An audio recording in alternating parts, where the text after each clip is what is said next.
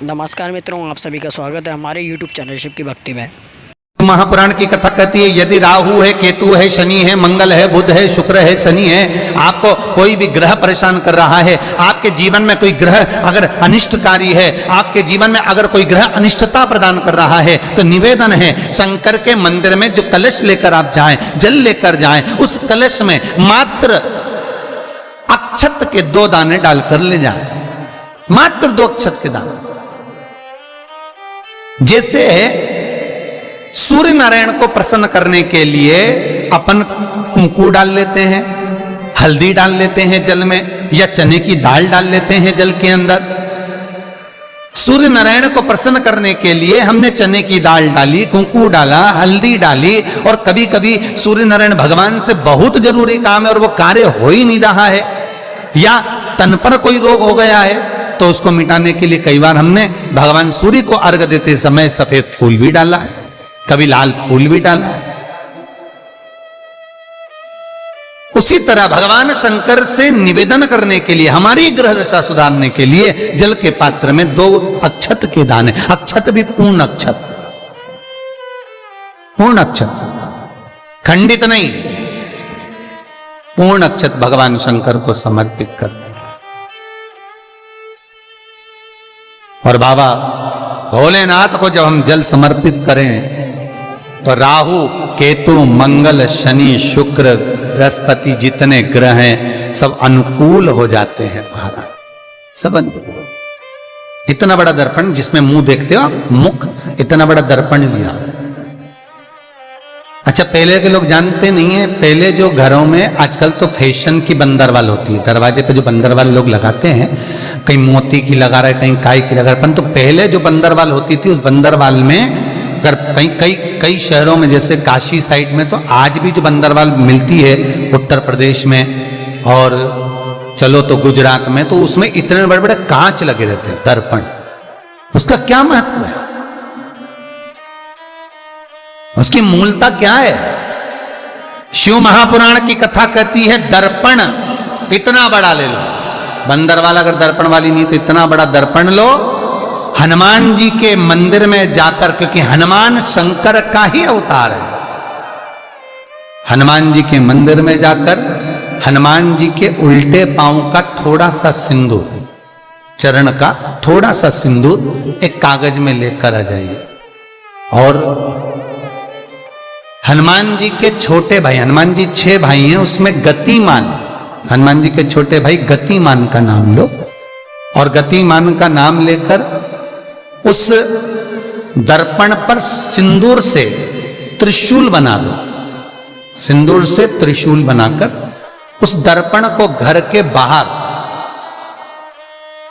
दर्पण का मुख बाहर की ओर, ऐसे बाहर की ओर मुख कर कर दर्पण को घर के बाहर या दरवाजे पर, बिल्डिंग पर, ऊपर जाली में, फ्रंट में, कहीं पर भी उसको लगा दीजिए।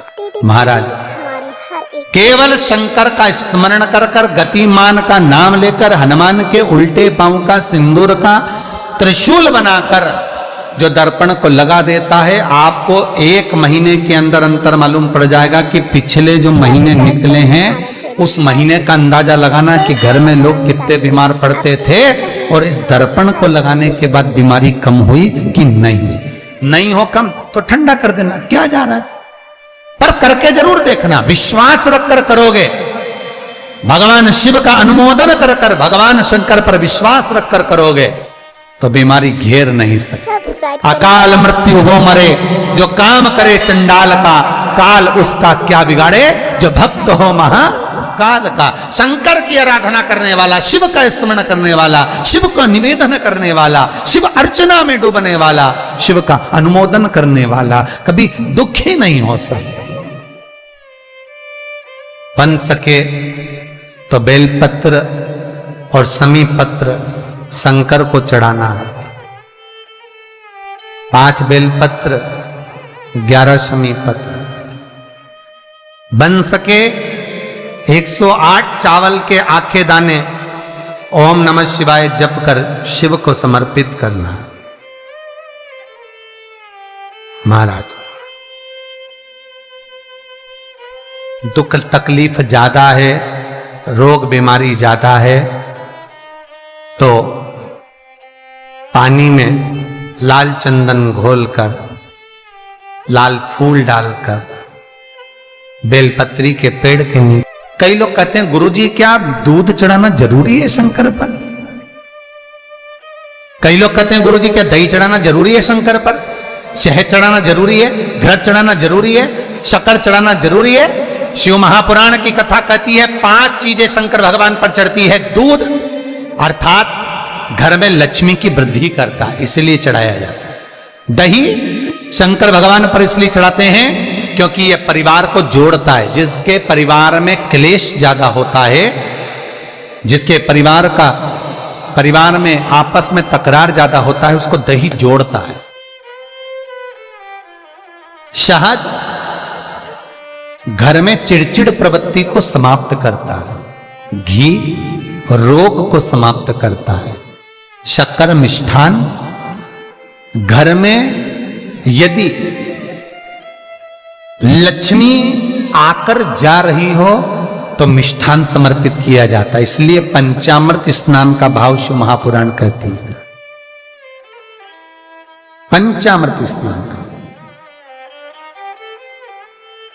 भगवान, इसलिए 5 चीजें शंकर को समर्पित हैं।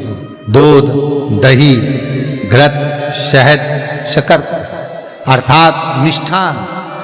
शक्कर से मूलतः यहां शिव महापुराण में शक्कर नहीं लिखी है, मिष्ठान। अब लोग शक्कर पीस कर अभिषेक करते हैं, परंतु मिष्ठान अर्थात गाय के दूध से निर्मित कोई मिठाई, और उस मिठाई से भगवान शंकर का अभिषेक। अब लोग भले शक्कर रखने लगे शंकर जी के अभिषेक में, पर यहां शक्कर नहीं लिखा है, यहां मिष्ठान।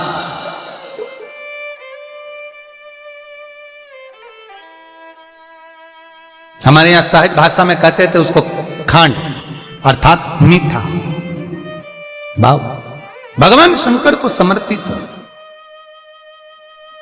वेद और शास्त्र कहते हैं कि भगवान का यदि कोई प्रसाद बनता है, जन्माष्टमी के समय पर आप भगवान के लिए पंजेरी बनाते हो, भगवान के लिए सुंदर हरीरा बनाते हो, लड्डू बनाते हो, तो भगवान के प्रसाद में गोंद नहीं डलती। ध्यान रखना, आपकी बहू का जापा हो, डिलीवरी हो, तो खूब बादाम गोंद सब तल तल के खिलाओ, पर भगवान का जापा हो, भगवान का जन्मदिन हो, भगवान का जन्मोत्सव हो, राम कृष्ण का जन्मोत्सव हो, तो उसमें गोंद तलकर प्रसाद में कभी मत डालना, क्योंकि उसमें ब्राह्मण हत्या का अंश है। ब्राह्मण हत्या।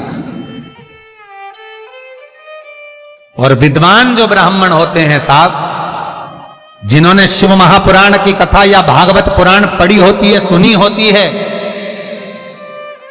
वो ब्राह्मण कभी भी, जो विद्वान ब्राह्मण होंगे वो कभी भी गोंद का लड्डू, गोंद तली हुई कभी नहीं खाएंगे। भले वो देसी घी में तले, कुछ भी तले, पर गोंद नहीं खाते, गोंद का लड्डू नहीं खाते। क्यों? क्योंकि इसमें ब्राह्मण हत्या का अंश है। दोस्तों, प्रदीप मिश्रा जी की ऐसी शानदार वीडियो के लिए चैनल को सब्सक्राइब करें एंड वीडियो को लाइक करें।